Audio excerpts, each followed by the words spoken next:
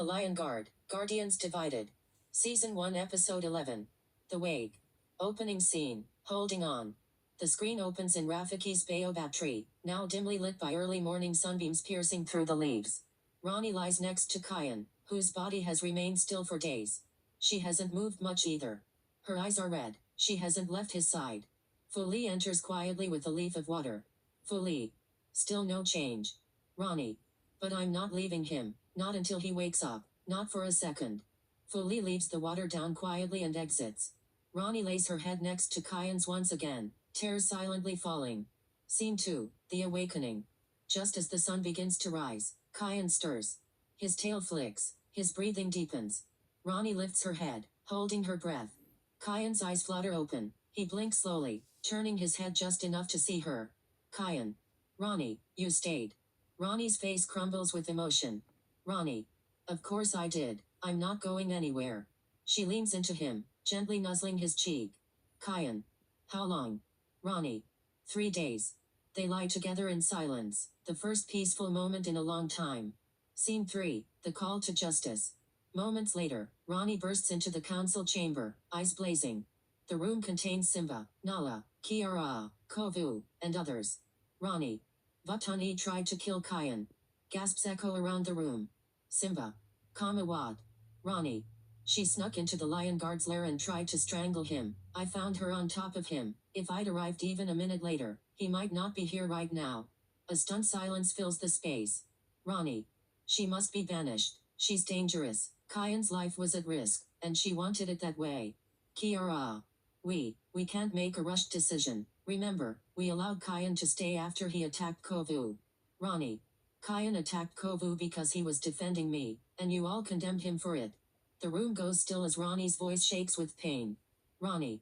But when someone nearly kills him in cold blood, you protect her. No one answers.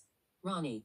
You all keep blaming him for everything, every mistake, every disagreement, but he's the one who keeps saving you, risking his life, carrying all of your problems, and all you care about is what he can do for you, not who he is. She steps back, trembling. Ronnie. I hope he decides to leave with me, because out of everyone in this room, I might be the only one who actually cares about Kyan, not just the roar. She turns and storms out. The room is left in total silence, stunned by her words. Kovu. She had no right to talk to us like that. But Nala glances to the side, her eyes downcast. Simba's expression is unreadable. Deep down, they know she's right. Scene 4, A Real Visit. Later that day, back in the den, Kyan is awake, drinking water from a shallow bowl. The Lion Guard quietly tends to him. Everyone is protective, quiet, respectful. Then, the door creaks. Simba and Nala enter, slowly and cautiously. Kyan straightens a little, unsure. Simba. Hey, son. Nala. We're glad you're awake. They walk up and sit beside him, not with the judgment of kings, but the concern of parents. Simba. What happened to you? It shook all of us. It made us realize we lost our way with you. Kyan doesn't speak. He just watches them, carefully. Nala. We're sorry, for all the times we didn't see how much you were holding up. Simba gently presses his forehead to Kyan's. Simba. You matter, Kyan, not just the roar, you.